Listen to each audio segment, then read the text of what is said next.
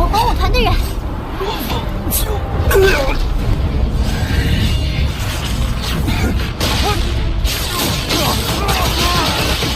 你最好尽快转移到安全的地方。罗峰，界中界开启吧，注意安全。虽说界中界内有大堂堂三府山的指挥官，竟被一个小……届时会展开一场更为残酷的厮杀。威力到底有多大？开始吧。Oke guys, balik lagi dengan Bang Panjul si pendongeng kesayangan kalian.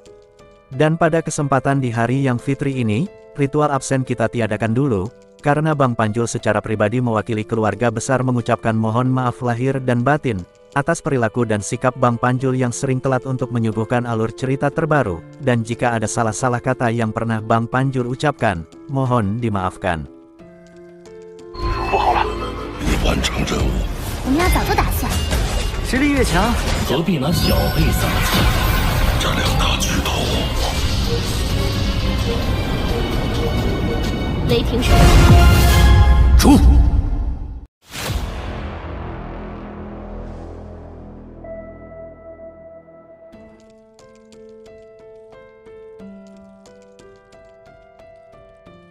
Pada part sebelumnya, setelah mengetahui makna dari 108 kata yang ditinggalkan oleh Lian Luo yang ternyata berupa informasi tentang 3 gambaran pertama dari 9 gambaran yang berada pada tablet 9 kekacauan alam semesta, Luo Feng pun mengerutkan keningnya dan berkata pada Babata, bahwa 108 kata yang ditinggalkan Lian Luo itu, berisikan penjelasan tentang teknik Floating Blood, yang merupakan salah satu teknik menggunakan pisau terbang yang dikhususkan untuk seorang pembaca roh, ucap Luo Feng lalu kembali berkata. Namun sayangnya, semua poin yang diberikan oleh pihak perusahaan virtual telah aku habiskan, jika tidak, saat ini aku bisa membeli teknik Floating Blood yang hanya dibanderol dengan harga 800 poin saja, ujar Luo Feng yang menyesal karena telah menghabiskan semua poin miliknya. Sementara Babata, melihat ekspresi Luo Feng yang dipenuhi penyesalan ia pun berkata, Luo Feng, bukankah jika kau berhasil melewati level pertama jembatan surgawi kau akan mendapatkan 1000 poin tambahan, jadi mengapa kau tidak melakukannya? Mendengar ucapan itu, Luo Feng pun menggelengkan kepala sembari berkata, ya memang benar, namun dengan kemampuanku saat ini aku tidak memiliki jaminan apapun untuk lulus dalam level pertama tersebut, dan bukankah sebelumnya si pria berjubah hitam pernah berkata, bahwa di dalam wilayah kota kekacauan terdapat 3 lokasi harta karun, yang dimana lokasi harta karun terakhir berada di luar pusat kota kekacauan, dan terdapat sebuah prasasti batu yang menjelaskan tentang harta karun tersebut, jadi sebelum kembali memasuki ujian jembatan surgawi, tidak ada salahnya jika kita pergi melihat penjelasan dalam prasasti batu itu. Ucap Luo Feng, lalu bergegas terbang ke tempat di mana prasasti batu tersebut. Di sisi lain di sebuah bangunan besar di dalam kota kekacauan, tampak sosok manusia kera berjubah emas yang tidak lain adalah si Kaisar Yan, yang keluar dari bangunan tersebut dengan raut wajah yang tampak dongkol. Di saat yang sama, tampak sejumlah besar para makhluk abadi yang seketika membungkuk hormat saat melihat kehadiran si Kaisar Yan. Di sela itu si Kaisar Yan berkata, Luo Feng, berandal kecil itu merupakan anggota dari wilayah utama absolut, dan dengan demikian seharusnya dia memiliki 10.000 poin yang diberikan oleh pihak perusahaan virtual. Tapi kenapa, sampai saat ini si berandal kecil itu belum juga membeli manual pelatihan teknik Floating Blood? Apakah semua poin yang diberikan telah ia habiskan? Ucap si Kaisar Yan, yang dengan cepat memerintahkan asisten cerdas yang menyerupai Babata untuk memeriksa dan memastikan, apa yang dilakukan Luo Feng dengan 10.000 poin yang sebelumnya diberikan. Sesaat setelahnya, setelah melihat beberapa item yang dibeli oleh Luo Feng, si Kaisar Yan pun menggelengkan kepala sembari berkata, bodoh, dengan kemampuannya saat ini seharusnya dia tidak membutuhkan satu set teknik ilusi itu, karena sebenarnya yang dibutuhkan olehnya adalah teknik-teknik dasar seperti halnya teknik Floating Blood, jadi untuk apa dia menghabiskan seluruh poin miliknya untuk teknik tak berguna itu, ucap si Kaisar Yan sembari menghela nafas panjang lalu kembali berkata. Sungguh bocah yang sangat merepotkan, tapi biarlah, anggaplah ini sebuah pelajaran penting baginya, agar kedepannya dia tidak lagi menyia-nyiakan poin miliknya, karena bagaimanapun, 30 tahun waktu pelatihannya di wilayah kota kekacauan adalah waktu yang sangat penting, ucap si Kaisar Yan. Di sisi lain di sebuah tembok yang berada di luar kota kekacauan, tampak Luo Feng yang telah sampai di lokasi prasasti batu sembari berkata, "Babata, di mana letak prasasti batunya?" ucap Luo Feng, yang berdiri di depan sebuah tembok dengan pintu masuk yang sangat besar. Mendengar ucapan itu, Babata pun berkata, "Luo Feng, apa kau buta? Lihatlah di sebelah kirimu," ucap Babata, sembari menunjuk ke arah sebuah prasasti batu yang bertuliskan semangat kekacauan utama, dengan deskripsi panjang yang ditulis menggunakan bahasa alam semesta. Yang dimana dalam deskripsi itu menjelaskan, ketika alam semesta dalam kondisi prima, maka alam semesta utama akan menciptakan makhluk-makhluk aneh dengan kekuatan dan kemampuan yang berbeda-beda. Dan makhluk-makhluk itu sendiri disebut dengan sebutan binatang utama kekacauan, yang masing-masing dari binatang buas ini, sangat memahami hukum asal-muasal yang berbeda-beda.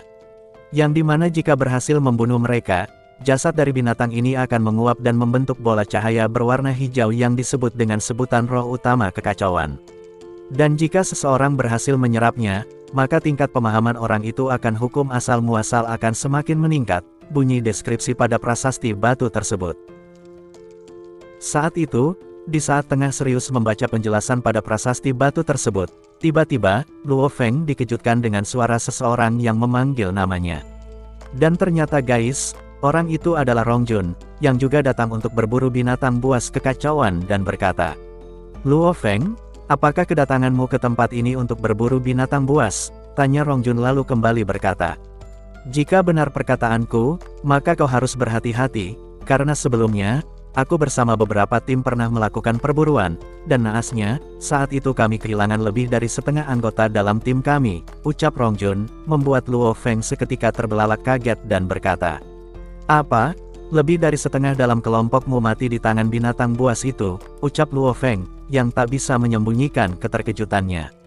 Mendengar ucapan itu, Rongjun pun berkata, "Ya benar, awalnya aku pun memiliki kepercayaan diri sepertimu, namun setelah melakukan perburuan, aku pun jadi mengerti tentang apa yang diucapkan oleh Master 9 Pedang saat kita tengah melakukan perjalanan untuk memasuki wilayah kota kekacauan.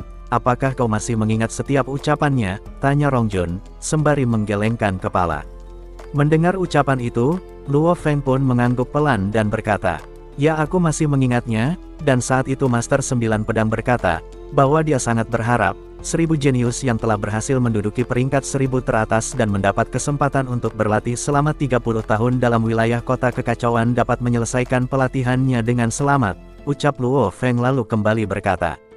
Saat itu, setelah mendengarkan setiap kata yang ia ucapkan, aku pun mulai bisa merasakan adanya bahaya dalam sesi pelatihan kita di wilayah kota kekacauan ini, ucap Luo Feng. Mendengar ucapan itu Rongjun pun berkata, "Ya benar, dan walaupun roh dari binatang itu sangatlah berharga, namun benda itu tidaklah mudah untuk didapatkan, jadi jangan bertindak ceroboh, karena binatang buas itu tidaklah mudah untuk dihadapi. Ditambah lagi dengan jumlah mereka yang sangat banyak, yang jika terkepung, maka kau akan langsung terbunuh, bahkan jika kau menggunakan senjata kuat dan kapal semesta yang canggih, itu masih sangat tidak berguna. Jadi ingatlah untuk tetap berhati-hati, karena ini adalah kenyataan dan bukan dunia virtual, ucap Rongjun, lalu bergegas pergi. Sementara Luo Feng, ia pun kembali membaca lanjutan deskripsi yang menjelaskan tentang aturan dalam berburu binatang buas utama kekacauan. Dan dalam deskripsi itu pun menjelaskan, yang dimana binatang buas ini telah dipisahkan ke dalam 3 wilayah, tergantung tingkat kekuatan dari binatang buas tersebut. Yang dimana binatang buas yang ranahnya telah berada di tingkat semesta level 9, ditempatkan pada jarak 2000 km dari tembok kota. Sedangkan wilayah kedua yang berada di bagian tengah, ditempati oleh binatang buas yang ranahnya telah mencapai tingkatan penguasa domain. Sedangkan untuk wilayah terluar, ditempati oleh binatang buas yang ranahnya telah mencapai tingkat penguasa sektor. Dan ketika ada binatang buas yang ranahnya telah mencapai tingkat abadi, maka binatang itu akan langsung dimusnahkan oleh para prajurit kuat yang diutus oleh pihak perusahaan virtual. Selain itu dalam prasasti juga menjelaskan tentang wilayah perburuan bagi tiap-tiap peserta pelatihan. Yang dimana setiap peserta yang kultivasinya telah berada di tingkatan tuan domain, dilarang keras untuk berburu pada wilayah pertama yang dihuni oleh binatang buas yang masih berada di tingkat semesta, begitupun dengan para tuan sektor yang tidak diperbolehkan berburu binatang buas yang masih berada pada tingkat semesta ataupun tingkat penguasa domain. Melihat penjelasan itu, Babata yang juga ikut membaca deskripsi tersebut, ia pun seketika terkejut dan berkata, "Sial, ternyata binatang buas ini sengaja dipelihara untuk dijadikan target latihan bagi para prajurit muda sepertimu. Karena dengan kekuatan dari para petinggi di kota kekacauan, mereka dapat dengan mudah memusnahkan binatang buas ini," ucap Babata. Mendengar ucapan itu, Luo Feng pun mengangguk pelan sembari berkata, bahwa kota kekacauan adalah tanah suci bagi umat manusia di alam semesta yang diatur untuk melatih para prajurit muda. Jadi tidak ada salahnya, jika pergi untuk melihat, seperti apa sosok binatang buas ini, ucap Luo Feng, yang langsung melesat keluar dari tembok pembatas kota yang dipenuhi energi kekacauan. Dan saat itu, akibat dari pusaran energi kekacauan yang begitu dahsyat, hingga menutupi sebagian besar jarak pandang, membuat Luo Feng harus bergerak dengan sangat hati-hati. Di sela pergerakan itu, saat Luo Feng tengah melesat lurus ke depan, tiba-tiba tatapannya berubah serius, dan dengan cepat bersembunyi di balik bongkahan batu besar, sembari melihat ke arah semak belukar. Yang dimana selang beberapa saat, muncul seekor gorila putih raksasa bermata satu, yang terus mengibaskan ekornya. Di sisi lain, Luo Feng yang melihat binatang buruannya, ia pun segera memerintahkan Babata untuk memeriksa tingkat kekuatan dari gorila tersebut. Sementara Babata mendengar perintah Luo Feng, ia pun berkata, bahwa dia sama sekali tak mengetahui tingkat kekuatan dari binatang tersebut, karena pada dasarnya, Babata sendiri tak memiliki data apapun tentang hewan raksasa itu. Dan hal itu dikarenakan di alam semesta, tidak ada satupun binatang buas kekacauan utama, ungkap Babata. Di sela obrolan itu, tiba-tiba, gorila raksasa yang seperti mengetahui keberadaan Luo Feng pun tampak melihat ke arah bongkahan batu tempat di mana Luo Feng bersembunyi dengan tatapan yang dipenuhi dengan niat membunuh. Dan selang beberapa saat, tiba-tiba si gorila itu melolong keras seperti mengisyaratkan sesuatu, dan langsung melesat ke arah tempat Luo Feng bersembunyi, sembari mengayunkan ekor besarnya. Sementara Luo Feng menyadari serangan yang melesat ke arahnya, ia pun dengan cepat melepaskan 9 bilah persenjataan Nansen. Yang dimana 6 dari 9 bilah tersebut langsung melesat lurus ke arah gorila raksasa, yang dapat dengan mudah menghindari serangan tersebut. Melihat serangannya yang dapat dipatahkan, Luo Feng pun segera menggunakan formasi pedang surgawi yang dengan cepat membentuk sebuah domain dengan ribuan pedang, dan langsung melesat ke arah gorila raksasa. Di sisi lain, melihat ribuan pedang yang melesat ke arahnya, si gorila pun langsung bisa merasakan ancaman dari serangan tersebut dan memutuskan untuk melarikan diri. Namun sayang, karena kecepatan lesatan dari serangan yang dilepaskan oleh Luo Feng, membuat si gorila raksasa tak memiliki cukup waktu untuk melarikan diri, dan hanya bisa berusaha sekuat tenaga untuk memblokir ribuan pedang itu menggunakan kedua tangannya. Namun di suatu ketika, karena banyak energi pedang yang menghantamnya secara membabi buta, membuat kedua lengan si gorila raksasa mulai terkoyak dan tak mampu lagi untuk memblokir serangan tersebut. Melihat kesempatan itu, Luo Feng pun dengan cepat mengendalikan salah satu pisau terbang miliknya hingga menembus kepala si gorila raksasa dan membunuhnya. Dan tepat saat tubuh gorila raksasa itu telah tersungkur di tanah, tiba-tiba seluruh tubuhnya perlahan-lahan mulai menguap dan membentuk sebuah bola cahaya berwarna hijau. Yang tidak lain, bola cahaya itu adalah sesuatu yang disebut dengan roh kekacauan utama, yang jika menyerap energi itu, maka tingkat pemahaman seseorang akan hukum asal-muasal akan semakin meningkat. Mengetahui manfaat dari roh kekacauan utama yang dihasilkan dari tubuh gorila raksasa, Luo Feng pun segera mengambil bola roh tersebut dan langsung menyerap ke dalam inti internalnya.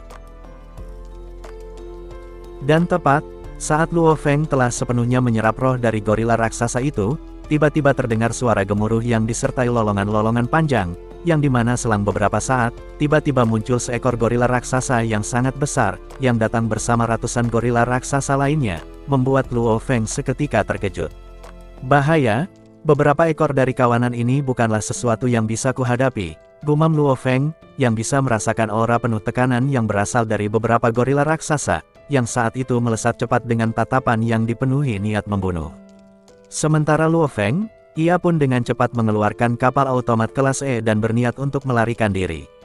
Namun, karena gerakan dari para gorila yang terbilang sangatlah cepat, membuat Luo Feng harus menggunakan sulur kontak awannya untuk memperlambat gerakan dari para gorila tersebut, barulah dia dapat berhasil memasuki pintu kabin pesawat. Namun demikian, walaupun telah berada dalam kapal otomat miliknya, para gorila raksasa itu terus menyerang dan memukul dinding kapal dengan liarnya. Namun bagaimanapun, karena kapal yang digunakan Luo Feng adalah kapal semesta kelas E yang dibuat oleh ras automaton, membuat setiap serangan yang dilepaskan oleh para gorila raksasa itu seperti tak berarti, dan Luo Feng pun segera melesat meninggalkan wilayah tersebut. Saat itu, Luo Feng yang telah berhasil melarikan diri pun berkata, "Sekarang aku mengerti dengan apa yang dikatakan Rongjun."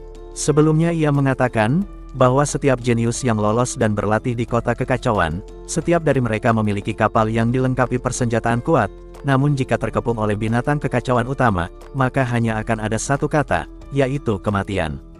Jika bukan karena kapal otomat kelas E dan anggur kontak awan, mungkin saat ini aku pun akan mengalami kesialan yang sama, ucap Luo Feng sembari menggelengkan kepala. Dan itulah guys, ending dari pembahasan spoiler Donghua Swallowed Star, part 235. Akhir kata, Panjul di sini pamit, dan see you next video. 再不见。